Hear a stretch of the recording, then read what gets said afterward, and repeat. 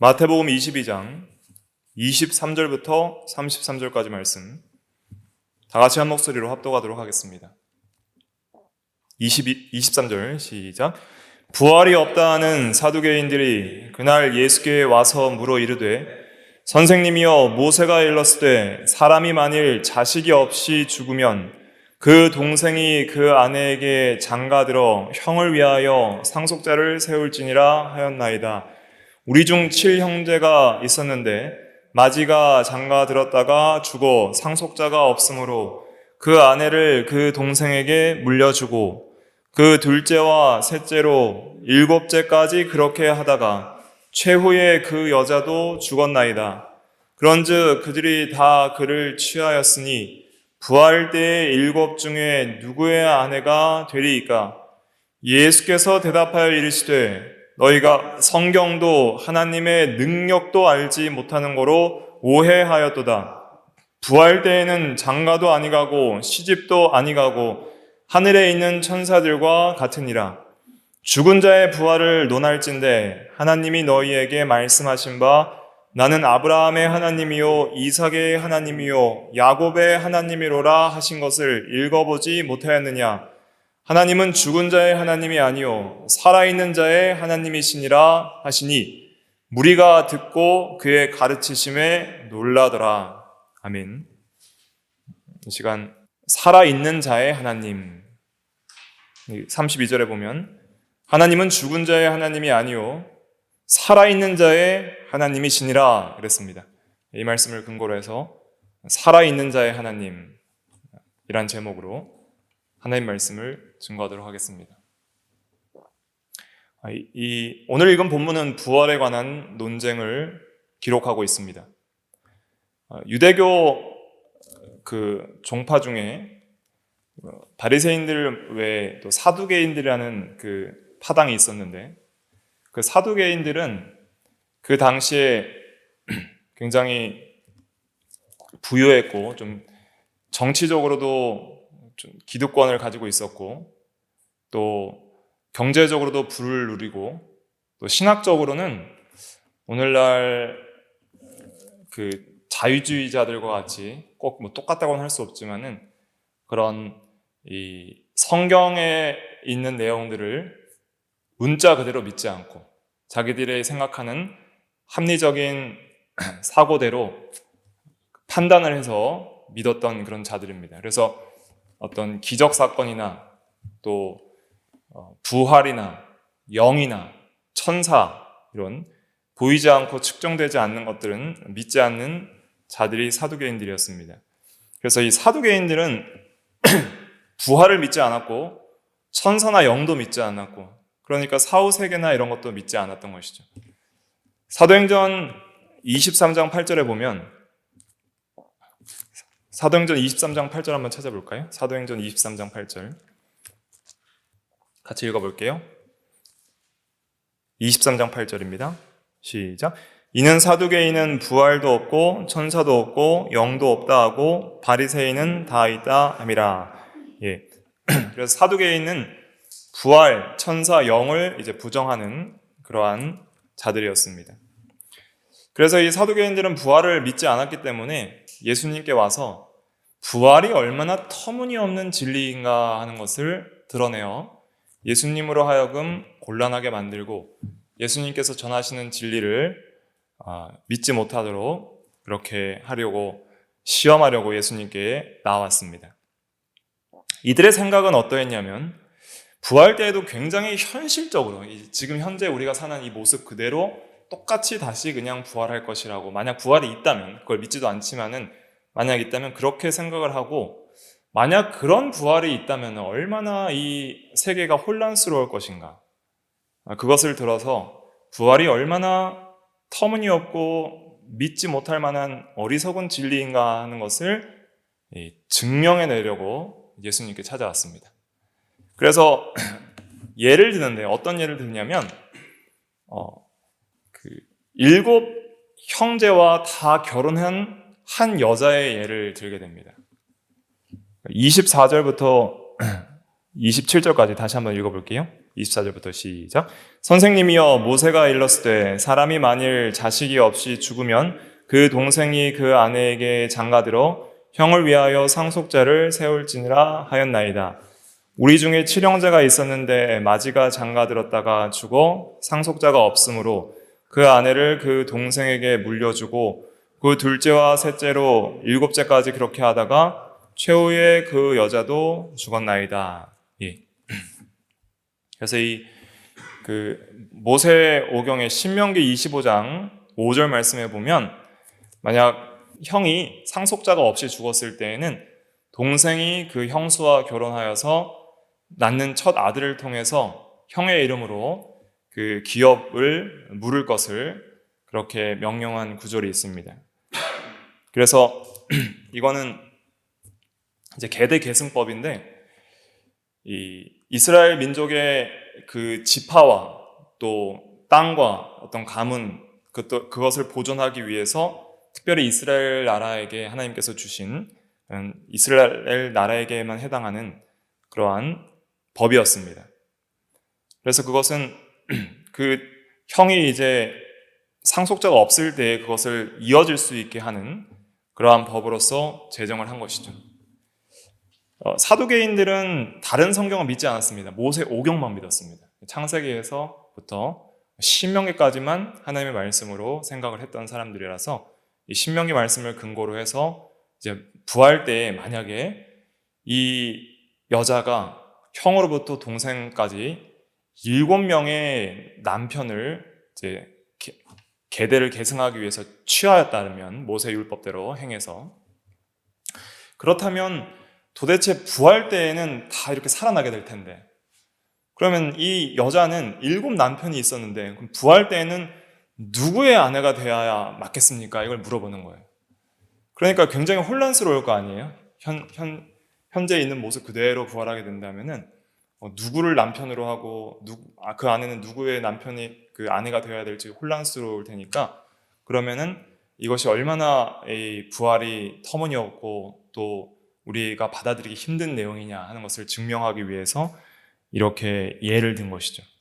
굳이 예를 들려면 그 형제 2명만 있는 그런 경우에 예를 들어도 되잖아요. 근데 굳이 이것이 실제로 이런 사람들이 있었는지는 모르지만 아마도 지어낸 얘기가 아닌가, 그렇게 많은 사람들이 추정을 해요. 과도하게 이렇게 좀 극단적인 그런 예를 가지고 온 거예요. 7 형제를 취한 어떤 한 여자의 이야기. 그러면서 사람들에게 이 아주 부활이 얼마나 이 비상식적인 내용이고 정말 믿을 수 없는 내용인지를 어떻게든 증명을 하려고 이러한 내용을 가지고 와서 예수님께 질문을 하는 거예요. 그럼 예수님께서는 그거에 대해서 성경적으로 간단하게 답변하시고 지나가셔도 될 텐데, 굉장히 또 자세한 진리들을 증거해 주시는데, 특별히 사두개인들이 믿는 그 모세오경 중에 있는 내용을 가지고 이제 설명을 해 주십니다. 이들이 부활을 믿지 못하는 이유에 대해서 먼저 지적을 하십니다. 29절이 굉장히 중요한 요절입니다. 29절 한번 같이 읽어볼게요. 시작. 예수께서 대답하여 이르시되 너희가 성경도 하나님의 능력도 알지 못하는 거로 오해하였도다. 예. 그래서 오늘날 예수 그리스도에 대한 진리, 그리고 특별히 부활에 대한 진리, 또 복음에 대한 진리, 이러한 성경에 대한 진리를 믿지 못하는 2가지 요인들이 있습니다. 사두개인들은 특별히 부활을 믿지 않았잖아요. 왜 사람들이 이러한 성경의 중요한 핵심적인 진리를 믿지 않는가? 그 이유는 첫째는 성경을 모르기 때문입니다. 그리고 둘째는 하나님의 능력을 모르기 때문입니다. 이 2가지를 모르니까 진리를 믿지 않고 또 오해하기가 쉬워요. 그래서 오해를 많이 합니다. 모든 오해의 원인은 어디에 있냐면 무지에 있습니다. 모르니까 오해하는 거예요. 성경을 비판하는 사람들 중에 보세요. 성경을 잘 알지도 못하면서 그냥 하나님과 예수님과 부활에 대해서 비판하는 사람들이 많이 있어요. 성경을 한 번도 읽어보지 않았거나 성경에 대해서 깊은 공부를 하지 않고서 성경에 대해서 비판하는 사람들이 있어요. 왜냐하면 성경을 모르니까 모르니까 오해하게 되고 모르니까 그것을 믿지 못하는 것이죠. 또 둘째로 어떤 사람이 있냐면 성경을 많이 알아요. 많이 공부하고 열심히 연구해요. 특별히 오늘날 이 자유주의 신학이라는 것이 있거든요. 자유주의는 무엇이냐면 성경을 문자 그대로 믿지 않고 우리가 합리적으로 이해되는 부분만 믿겠다는 신학이에요. 예를 들면 오병이어의 기적 사건이 있었어요. 그것은 예수님께서 진짜 하나님의 능력으로 그 물고기 2마리와 또 떡 5개로 5,000명을 먹인 사건이잖아요. 근데 이것은 그런 기적은 오늘날 어떻게 있을 수 있겠느냐. 믿을 수 없다. 이거는 모든 사람들이 도시락을 쌓았고 왔기 때문에 가능한 사건이다. 그렇게 이제 해석을 하는 거예요. 그러니까 그렇게 합리적으로 이제 그 내용을 푸는 그러한 주의가 이제 자유주의인 거예요. 그러한 자유주의 신학자들 중에서도 목사도 있고 또 교수도 있고 신학자들도 있어요. 그런 자유주의적인 신학을 믿는 오늘날 그 교파는 이제 기장측, 기독교 장로회, 또 기감측, 기독교 감리회 이러한 이제 교파들이 있고 그런 이제 교파에서는 성경을 잘 연구를 합니다. 연구를 하지만은 무엇을 믿지 못하기 때문에 오해하는 거예요? 하나님의 능력을 믿지 못하는 거예요. 하나님의 능력. 하나님의 능력을 모르니까 그것은 하나님을 모르는 거예요. 하나님의 능력을 모르는 것은 하나님을 모르는 것입니다. 왜냐하면 하나님은 살아계시고 전능하신 하나님이시기 때문에. 그래서 성경을 모르기 때문에 무지하여 오해하는 경우도 있고 또 성경을 알아도 하나님의 능력을 모르기 때문에 우리가 오해해서 바르게 믿지 못하는 경우들이 있습니다. 오늘날 또 우리에게 적용해서도 그렇습니다.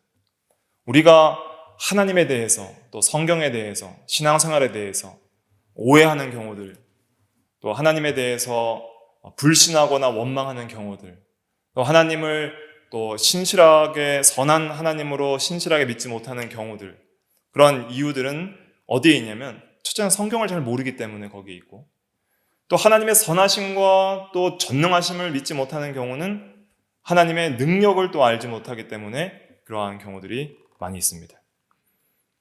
그래서 무지가 오해의 원인이다 하는 것을 우리가 기억을 해야 됩니다. 좀 넓게 적용을 하면 또 우리 이 인간관계나 성도 간의 관계에서도 이걸 적용을 할 수가 있어요. 그래서 우리가 사람 간의 관계에서 또 오해들이 많이 발생하잖아요. 그런 인간관계에서 발생한 오해의 대부분의 원인은 뭐냐면 무지에서 와요. 어떤 무지냐면 그 사람을 인격적으로 이해하지 못하는 무지.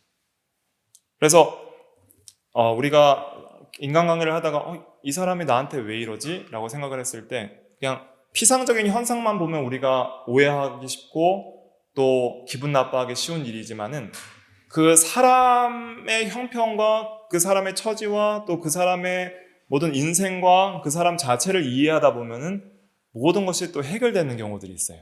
가족 관계도 그렇습니다. 우리가 아빠가 왜 이럴까? 엄마가 왜 이럴까? 너무 이제 자녀가 아빠 엄마에 대한 어떤 원망과 불평이 있을 수가 있어요. 아직 어릴 때에는. 그런데 엄마가 지내온 세월, 또 아버지가 지내온 세월, 경험했던 사건들, 그러한 것들을 다 이해하면서 또 그런 인생들만 이해하는 것이 아니라 신학적으로 인간됨을 이해하는 거예요. 하나님 앞에서 전적으로 부패한 죄인됨, 그 마음의 모든 경향성의 어떤 부패함, 그리고 연약함, 그러니까 인간으로서의 연약함과 부패함도 이해할 뿐만 아니라 그 사람으로서의 인생 자체를 이해하다 보면은 우리가 그럴 수 있구나 하고 품을 수 있는 그러한 마음의 여유가 생기기 시작합니다. 그런 것들을 가지는 게 굉장히 중요해요. 예수님이 그런 걸 가졌었거든요. 예수님은 베드로가 자기를 배신할 줄 알았죠. 유다가 자기를 팔 줄 알았죠. 모든 제자가 자기를 버리고 떠날 줄 알았죠. 많은 사람들이 자기를 호산나 다윗의 자손이여 하면서 떠받들어 주다가 예수를 십자가에 못 박게 하소서라고 즉시 일주일 만에 이렇게 마음이 바뀔 줄도 알았죠. 그러나 예수님은 그들을 의지하지 않았다 그랬잖아요.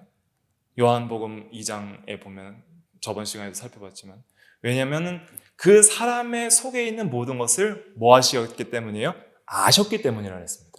다시 한번 찾아볼게요. 굉장히 우리에게 적용할 때 중요한 내용이기 때문에 요한복음 2장 한번 찾아볼게요. 요한복음 2장 23절부터 25절까지 한번 같이 다시 읽어볼게요. 시작. 6월절에 예수께서 예루살렘에 계시니 많은 사람이 그의 행하시는 표적을 보고 그의 이름을 믿었으나 예수는 그의 몸을 그들에게 의탁하지 아니하셨으니 이는 친히 모든 사람을 아심이요 또 사람에 대하여 누구의 증언도 받으실 필요가 없었으니 이는 그가 친히 사람의 속에 있는 것을 아셨음이니라. 네. 그래서 많은 사람들이 예수님을 의지하고 믿었지만은 예수님은 아무도 믿지 않았습니다. 의탁하지 않았다는 것은 믿거나 신뢰하지 않았다는 거예요. 왜냐하면 믿음의 유일한 대상은 하나님밖에 없기 때문에. 그리고 그럼에도 불구하고 모든 사람들을 아셨다고 했습니다. 또 친히 사람의 속에 있는 모든 것을 아셨다 그랬습니다. 그렇기 때문에 예수님은 모든 사람을 품을 수 있었던 거예요. 모든 사람을 다 불쌍히 여겨주시고 동감하시고 동정하시고 또 그들의 약함도 이해해 주시고 또 그들의 약함을 위해서 기도해 주시고 베드로가 예수님을 파실 줄 알면서도 내가 너의 믿음이 떨어지지 않기를 구하였나니 내가 돌이킨 후에 다시 회개하고 돌이킨 후에 내 형제를 굳게 하라 이렇게 말씀해 주셨잖아요. 그래서 우리가 다른 사람들을 주님의 이 관점에서 이해하고 또 그 사람됨을 우리가 그 자체대로 그 인격을 우리가 그대로 알아가고 받아들일 때 미움이나 시기나 또 원망이나 이런 것들이 없이 그냥 이해할 수 있게 되는 거예요. 그럴 수 있겠구나 하고 이해하고 용서할 수 있는 힘이 우리 주 예수 그리스도의 그런 마음을 품는 데서부터 우리가 나오는 것입니다. 성도에게는 이러한 것들이 있어야 됩니다. 그래서 우리가 원수를 사랑할 수 있는 것도 이런 마음에서 나오는 거예요. 예수님이 원수들의 있는 그 마음들 다 아시는 거예요. 그래서 예수님께서 십자가에 못 박혀 죽으실 때 아버지여 저들을 사하소서 저들이 하는 일을 저들이 알지 못함이니다를 다 알고 계시는 거예요. 자기들을 못 박는 자들이 자기를 오해해서 무지해서 그렇게 생명의 주를 죽이는구나 하는 거를 그 사람들의 속을 아시고 이해해 주시는 거예요. 용서해 주시는 거예요. 저들이 모르고 저럽니다 하고 오히려 아버지께 용서를 빌 수 있는 그 넓고 정말 바다같이 넓은 관용의 마음, 그것은 그 사람을 이해할 때 가능하다. 그 사람의 속을 이해할 때 가능하다. 그래서 우리도 교회 내에서의 어떤 성도들의 관계에 있어서도 서로가 서로를 그대로 이해해주고 받아줄 때 우리가 또 정죄하는 마음도 버릴 수 있거든요. 교회에서 보면은 왜 이 사람은 이렇게 하지 하고 마음으로 이렇게 정죄하는 경향이 또 우리 마음속에 나도 모르게 나올 수가 있습니다. 왜 이 사람은 이렇게 하고 이 사람은 왜 이렇게 열심히 안 하고 또 이 사람은 왜 이렇게 하지? 나와 다른 어떤 신앙의 모습과 가치관을 가졌을 때 우리가 또 반감이 들 수도 있는데 그런 모습에 있어서도 우리가 서로를 이해할 때 그러한 것을 다 용서하고 또 품을 수 있는 것이죠. 그래서 모든 이 오해는 결국은 이제 무지에서 나온다 하는 것을 우리가 또 넓게는 적용할 수 있고 또 하나님에 대한 진리에 대한 오해도 결국은 우리가 무지에서 나온다. 그래서 신앙의 성장은 이 진리의 지식의 성장과 정비례하게 되어 있습니다. 그래서 장성한 성도가 될수록 진리의 지식에 있어서 자라날 때 그것이 가능하다 하는 것을 깨닫게 되는 것이죠. 그래서 이제 예수님께서 이 두 가지를 이제 가르쳐 줍니다. 첫째 성경을 가르쳐 주시고 둘째 하나님의 능력을 가르쳐 주십니다. 이것이 핵심입니다. 첫째 성경을 가르쳐 주시는데 부활 때의 진리를 가르쳐 주십니다. 30절 같이 한번 읽어보겠습니다. 시작. 부활 때에는 장가도 아니가고 시집도 아니가고 하늘에 있는 천사들과 같으니라. 네. 그래서 부활 때에는 현재와는 다른 몸을 입게 되고 현재와는 다른 삶을 살게 될 것이라는 것을 확실하게 깨닫게 해주시는 거예요. 부활 때에도 시집가고 장가가고 결혼하고 아이 낳고 하는 그러한 그 남자와 여자의 성의 구별과 또 생식을 통한 자녀 출산과 이러한 것이 다 없어지고 부활 때에는 영적인 몸을 입게 될 것이다.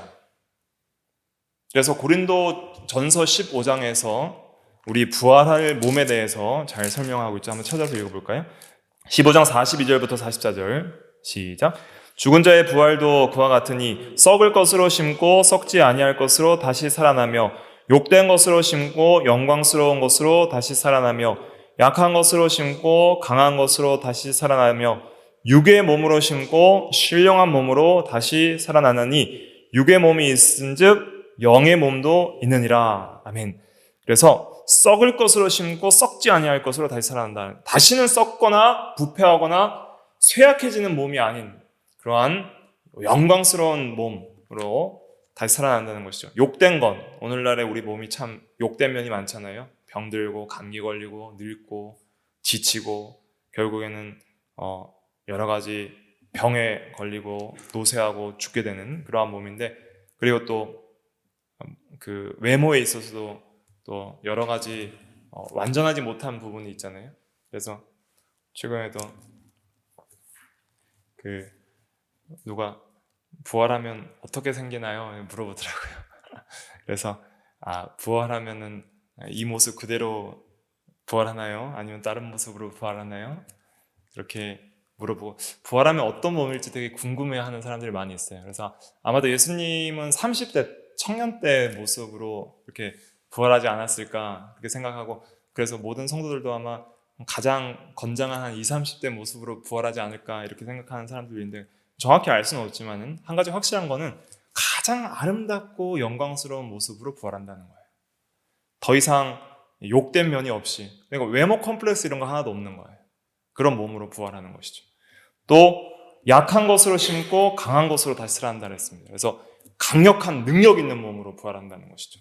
그다음에 또 중요한 것은 44절에 보면 육의 몸으로 심고 신령한 몸으로 다시 살아난다 그랬습니다. 그래서 이 육의 몸, 현재 이러한 이 연약한 혈과 육을 가진 이러한 육체, 또 남성과 여성의 그러한 성적 구별을 가진 그러한 몸이지만은, 그러나 부활 때에는 이 영적인 몸이라 그랬습니다. 이 영적인 몸이라는 건 어떤 몸이냐면 비물질적인 몸이라는 뜻은 아닙니다.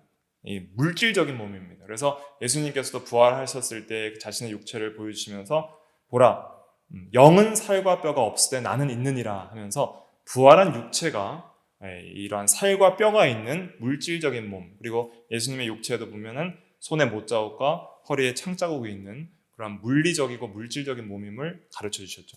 그러나 여기서 성경에서 말하는 영적인 몸 혹은 신령한 몸이라는 것은 어떤 의미냐면 완전히 하나님의 성령의 인도와 주장을 온전히 받는 몸, 그리고 우리의 영혼과 완벽한 조화를 이루는 그러한 몸을 가리키는 거예요.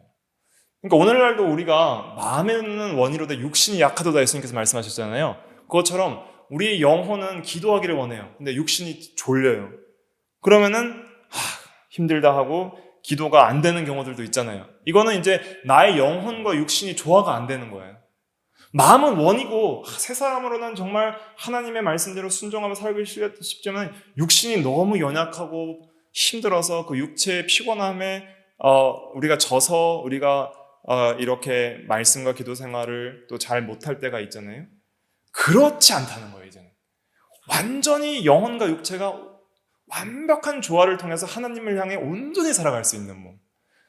그래서 성령의 감동과 진리의 말씀을 따라서 완전히 영혼과 육신이 영적으로 하나님을 향해서 순종할 수 있는 몸. 그래서 여기서 영적인 몸은 하나님 중심적으로 생각을 해야 됩니다. 그래서 성령의 완전한 인도를 받고 하나님을 향해서 온전한 순종을 영혼과 함께 조화롭게 할 수 있는 그런 물질적인 몸을 가리키는 거예요. 그렇기 때문에 부활 때에는 이러한 육체적인 어떤 이 현세에 있어서의 육체적인 모든 활동들을 이제는 천사들처럼 이렇게 하지 않는 그러한 하지 않아도 살 수 있는 몸이 되는 거예요. 천사들은 뭐 입으로 먹고 아니면 또 성이 있어서 이렇게 결혼하고 하는 것들이 없잖아요. 그런데 부활한 육신들도 천사들처럼 그러한 이 육체적인 그런 욕구의 그 욕구 아래서 제재를 받는 그런 몸은 아니라는 거예요. 부활한 몸이 뭘 먹을 수 있어요, 없어요? 뭘 먹을 수 있어요, 없어요? 부활하면 음식을 먹을 수 있을까, 없을까요? 먹을 수 있어요. 예수님께서도 부활 후에 음식을 잡수셨거든요. 그래서 요한복음 21장에 보면은 디베라 바다 가운데 7 제자가 고기 잡으러 갔을 때 떡과 물고기를 가져오라 하면서 본인도 잡수셨어요. 또 잡수시는 모습들을 또 보여주셨고요. 그러니까 먹을 수 있습니다. 먹을 수 있고, 하지만은 안 먹어도 살 수 있는 몸이에요. 먹지 않아도 죽지 않는 몸이고, 그리고 또 이제는 부활 때에는 남자와 여자와의 어떤 성별의 구별이 없이 천사들과 같이 그런 영적인 몸을 가지고 더 이상 자녀 생산이나 시집가거나 장가가는 그러한 일은 없고, 이제는 완전히 이렇게 하나님께 온전히 예배드리고 그렇게 사는 그러한 몸을 입게 된다는 것이죠. 그래서 부활 때 우리의 육체는 굉장히 능력 있는 몸이 될 것입니다. 예수님께서는 제자들에게 보일 때도 있었지만 순식간에 또 보이지 않으시고 장소를 이동하시기도 했죠. 그래서 천사들은 어떤 시간과 공간의 제약을 받지 않고 굉장히 빠르게 이동하며 다닙니다. 마귀는 한 장소적인 존재예요. 근데 마귀가 이 사람에도 가 있고 저 사람에도 가 있고 막 순식간에 모든 이 지구에 있는 사람들 다 유혹할 수 있을 정도로 빠르게 움직이잖아요. 귀신들과 함께. 그런 것처럼 그렇게 순식간에 움직이는 것처럼 우리 부활한 육체도 시간과 공간의 어떤 제약을 받지 않고 예수님처럼 순식간에 이동도 할 수 있고 움직일 수도 있는 그러한 몸을 가지는 것이죠. 그러니까 천사들과 같이 이렇게 제한 없이 시공을 움직일 수 있고 또 활동할 수 있는 그러한 신령하고 영적인 몸이 된다는 거예요. 그러니까 우리가 하나님 나라에서 누구는 제가 아는 어떤 청년이 이런 말을 했어요. 예수님은 가장 인기가 많으실 테니까 만나려면 줄을 좀 길게 서야 되지 않을까요? 저는 그러면은 예수님은 너무 인기가 많으니까 제가 좋아하는 다윗이나 다른 분들 먼저 만나야겠네요. 순서 기다려야 되나요? 이렇게 생각하는데 그럴 필요가 없어요. 굉장히 빠르게 움직이니까 예수님 계속 만나고 다른 성도들도 계속 만나고 이렇게 하는 거예요.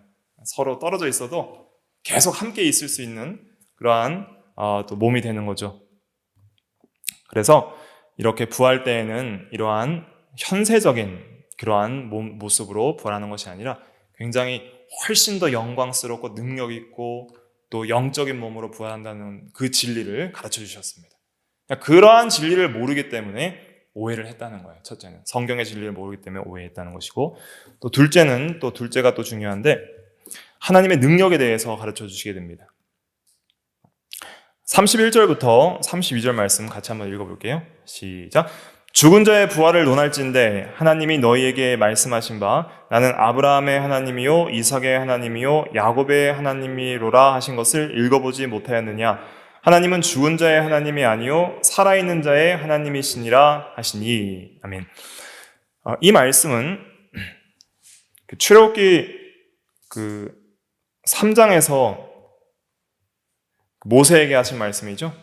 출애굽기 3장 한번 찾아보겠습니다. 출애굽기 3장 14절부터 15절 같이 읽어보겠습니다. 시작. 하나님이 모세에게 이르시되 나는 스스로 있는 자이니라. 또 이르시되 너는 이스라엘 자손에게 이같이 이르기를 스스로 있는 자가 나를 너희에게 보내셨다 하라. 하나님이 또 모세에게 이르시되 너는 이스라엘 자손에게 이같이 이르기를 너희 조상의 하나님 여호와 곧 아브라함의 하나님 이삭의 하나님 야곱의 하나님께서 나를 너희에게 보내셨다 하라. 이는 나의 영원한 이름이요 대대로 기억할 나의 칭언이라. 아멘. 여기서 주목해야 될 단어들이 있습니다. 자, 지금 이 구절을 들어서 예수님께서 사두개인들이 여전히 믿고 있는 출애굽기 구절을 들어서 그 하나님의 능력을 증거하고 있어요. 그러면서 부활을 믿게 하시는데 잘 보세요.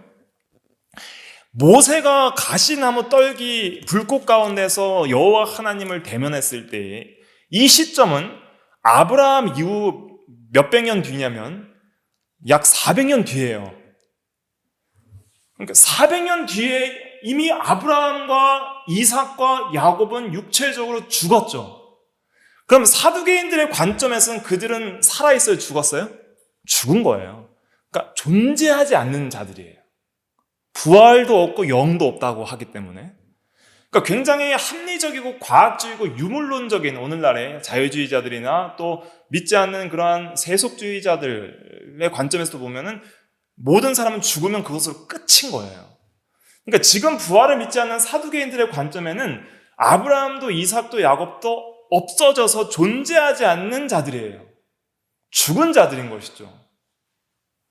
그런데 그 아브라함이 400년 전에 살았던 그 사람, 그리고 그의 아들인 이삭과 그의 아들인 야곱의 하나님이라고 말씀하시면서 400년 뒤에 모세에게 말씀하시는 건 무엇이냐면, 나는 지금, 이건 현재형입니다. 나는 옛날에 아브라함의 하나님이었다, 이삭의 하나님이었다, 야곱의 하나님이었다가 아니라 나는 현재 여전히 살아있는 아브라함의 하나님이다. 현재형을 쓰는 거예요.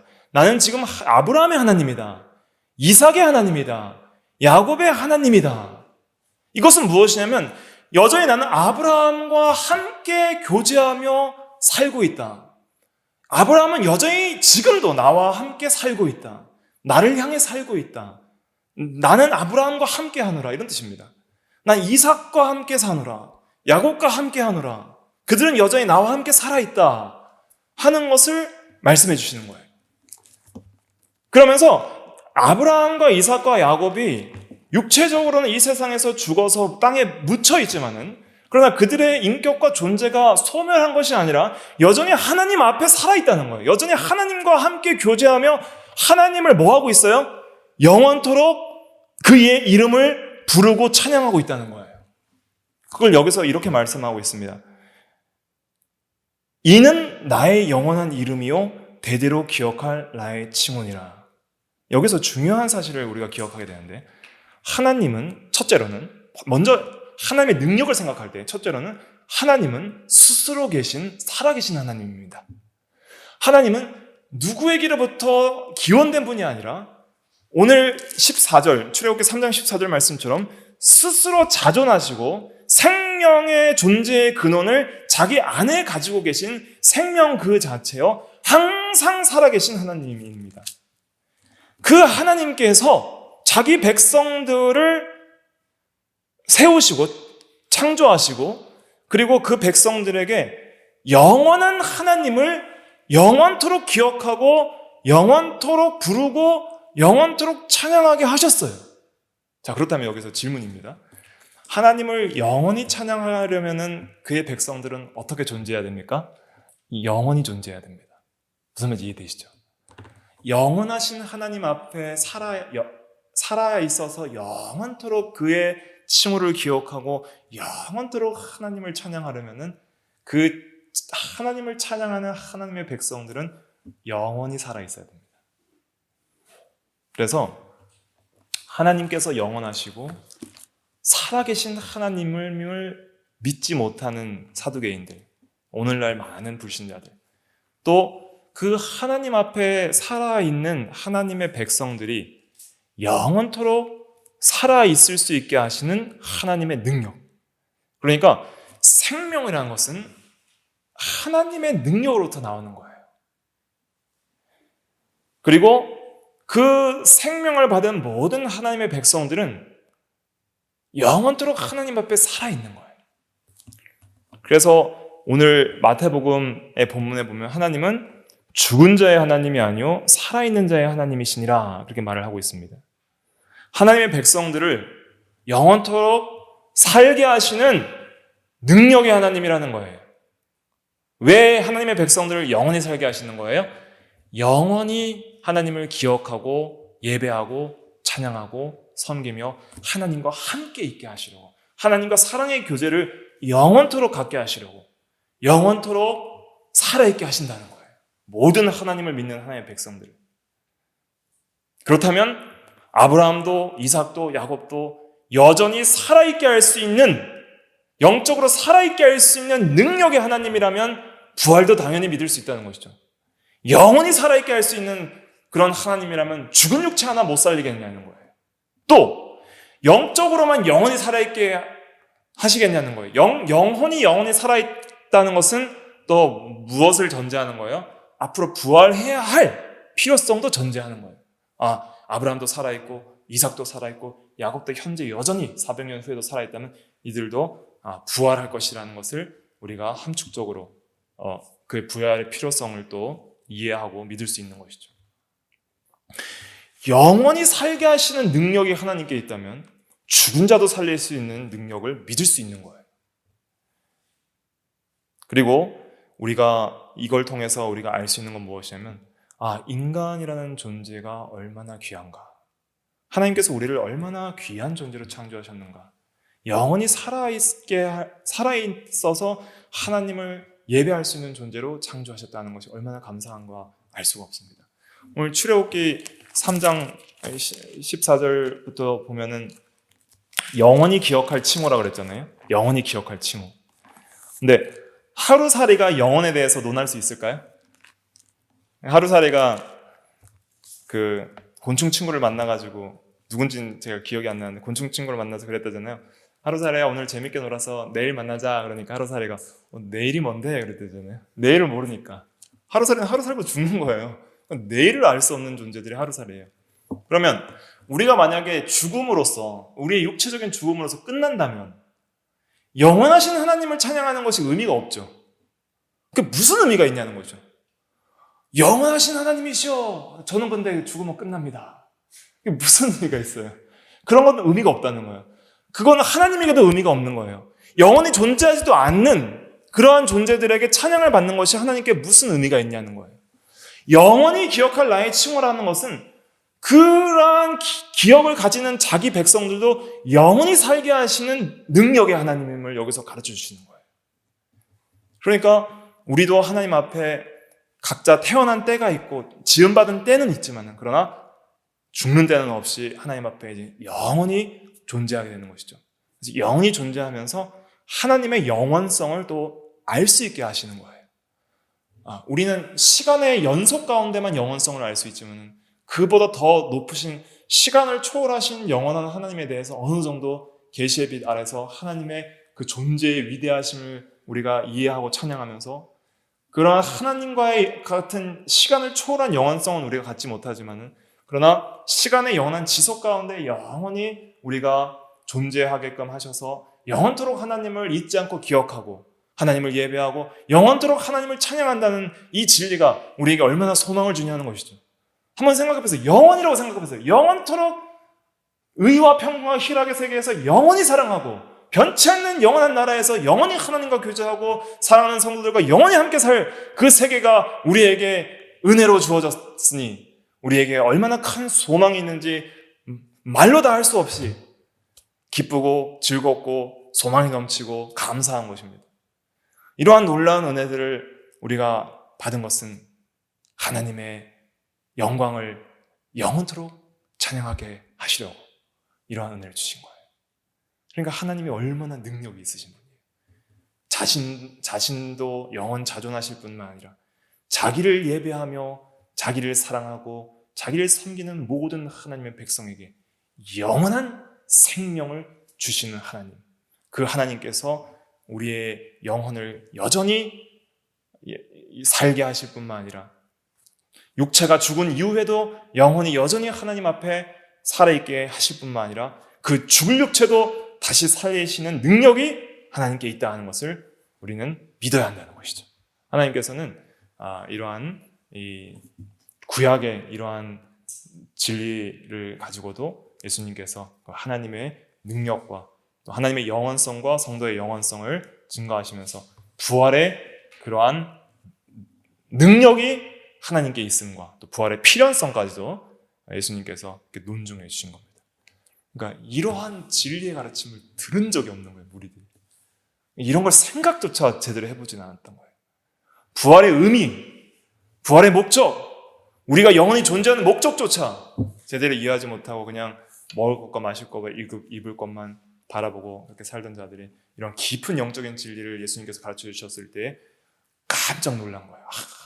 인간 존재의 목적이 이런 데에 있는 것이 아니었구나. 우리는 영원히 하나님을 향해 살도록 창조된 하나님의 형상이요 존귀한 하나님의 백성이구나 하는 것을 깨닫고 하나님께 감사하며 하나님께 영광을 돌리도록 그렇게 하신 것이죠. 아무쪼록 우리는 이러한 진리를 우리가 성경을 통해서 배워서 우리가 이제 오늘날도 적용을 해야 되겠습니다. 그래서 하나님은 전능하신 하나님이시다. 그리고 모든 인간들을, 특별히 하나님의 백성들을 하나님 앞에서 영원토록 살아있게 하시며, 또한 우리 죽을 육체도 살리셔서 영원히 하나님 앞에 살게 하실 것이다. 이러한 이러한 소망이 우리에게 있는 줄 알고 우리가 감사하면서 이제 현세적으로도 하나님을 찬양하는 것을 가장 기쁜 것으로 여겨야 됩니다. 자, 우리가 천국에 가서 영원히 하나님을 찬양하고 하나님을 사랑하고 하나님으로 말미암아 기뻐하고 성도들끼리 사랑할 거예요. 그러면 그것을 영원히 할 그러한 성도들은 현재적으로 뭘 가장 귀하게 여겨야 돼요? 하나님을 사랑하고 하나님을 찬양하고 또 성도들을 사랑하는 것을 가장 기쁘게 여겨야 되는 거예요. 그걸 가장 기쁘게 여기는 그러한 성도들이 영원 세계에서도 그걸 가장 기쁘게 여길 수 있는 그러한 마음을 갖게 되는 것이죠. 이러한 진리를 우리가 묵상하면서 더욱더 하나님을 의지하고 감사해야 되겠습니다. 잠깐 기도하겠습니다.